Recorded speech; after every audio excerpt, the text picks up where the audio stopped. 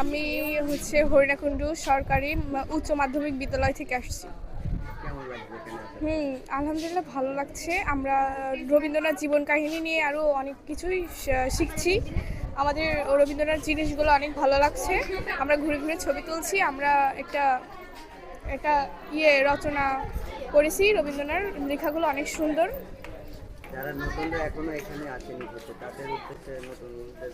হ্যাঁ, তারা তাড়াতাড়ি আসবেন। অনেক সুন্দর, আপনারা কিছু কিছু শিখতে পারবেন এখানে এসে। এটাই হ্যাঁ, এখানে আসা ভালো।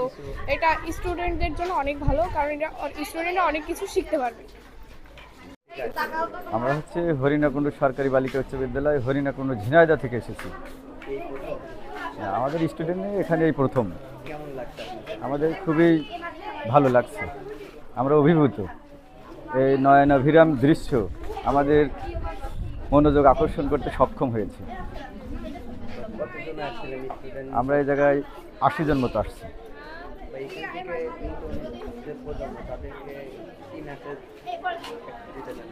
তারা বিশ্বকবি রবীন্দ্রনাথ ঠাকুরের জীবন সম্পর্কে একটা সম্যক ধারণা লাভ করবে। বিদ্যালয় থেকে এসেছি, এখানে এসেতে অনেক ভালো লাগতেছে।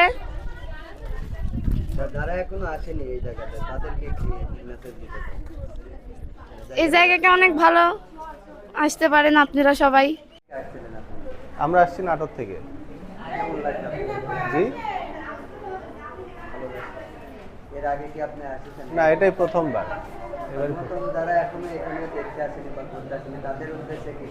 অবশ্যই সবার আসা উচিত, এটা ঐতিহ্যবাহী একটা জায়গা এবং রবি ঠাকুরের কুঠিবাড়ি, হ্যাঁ, একটা স্মৃতি বিজড়িত জায়গা। অবশ্যই আসা উচিত সবার। আমাদের তো নতুন প্রজন্ম এখন পার্কের দিকে বেশি ঢুকে। এই জায়গাতে আসলে তো অনেক কিছু জীবনী রবীন্দ্রনাথ ঠাকুরের বা আমরা যেগুলো বইতে পড়ি সেগুলো সেই লেখক তাকে চেনা যাবে, জানা যাবে তার জীবনী। এই বিষয়ে আপনি পার্কে না গিয়ে যদি এখানে অবশ্যই এখনকার নতুন প্রজন্ম তো মানে একটু অ্যাডভান্স, তো ওদেরও মানে বোঝা উচিত যে অতীতের কিছু জিনিসও অনেক শিক্ষা দেয়, হ্যাঁ, এবং এগুলো অনেক মানে কার্যকরী একটা জিনিস। এই সমস্ত জিনিস তাদের উপলব্ধি করা দরকার এবং এদিকে আসা উচিত। আমার বাসা কুষ্টিয়া মিরপুরেই, আমি মিরপুর থেকে এখানে আসছি। কেমন লাগছে? এটা আমার ঘরের এলাকা। আমি প্রত্যেক বছরই 4-5 বার করে এখানে বেড়াতে আসি, ফ্যামিলি নিয়ে, একা একা, বন্ধুদের সাথে, যখন যেমন ভালো লাগে। মানে পার্কে এখন তো নতুন প্রজন্ম তো বেশি ভালোবাসে পার্ক। হ্যাঁ, আগের থেকে এখন সব মানে এক কথায় কৃত্রিম প্রতিষ্ঠানগুলোতে বা পার্কগুলোতে বেশি মানুষের পদার্পণ।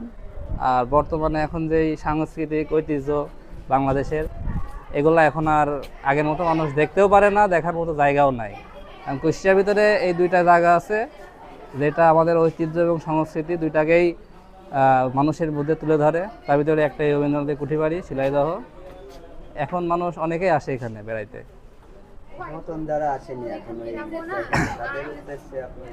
যারা নতুন আসেনি তাদের উদ্দেশ্য একটাই, তাদের আসতে হবে, দেখতে হবে।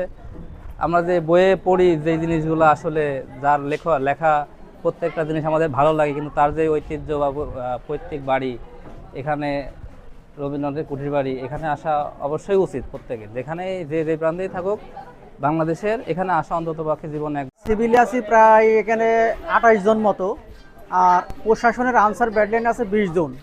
এই টোটাল আমরা আছে 48 জন। এই কুঠির বাড়ি রক্ষণাবেক্ষণের জন্য আমরা দায়িত্বে আছি আর কি। তার মধ্যে একজন হয়তো প্রথম শ্রেণীর অফিসার আছে, 9 গ্রেডের, সবই আছে কর্মচারী আর কি। এইভাবে আমরা আর কি এই জায়গাগুলো আমরা আছে পরিষ্কার পরিচ্ছন্নতা করার কিছু লোকজনও আছে, ঠিক আছে। আর আমরা আছে মিউজিয়ামে ডিউটি করি। আর আছে রবি ঠাকুরের স্মৃতি কুঠির বাড়িতে দেশ বিদেশ থেকে অনেক দর্শনার্থী আছে, তাদের দেখা যাচ্ছে যে এগুলো আমাদের সিকিউরিটি, নিরাপত্তা সব কিছু এদের দেওয়া লাগে।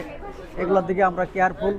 এবং এই স্মৃতিবিদ্যা কুঠির বাড়িটা রবি ঠাকুরের সাহিত্যিকের বেশিরভাগটা রবি ঠাকুরের এখানে লেখা, যেহেতু গীতাঞ্জলি বিভিন্ন জায়গায় লেখা। লাস্ট অন্নপাত্র 1912 সালের এই বাড়িতে হয়েছে, যেটা 1913 সালে নোবেল পুরস্কার পেয়েছেন চিত্রা, চৈতালি, সোনাত্তরী, আমাদের জাতীয় ঈশ্বর এখানে লেখা।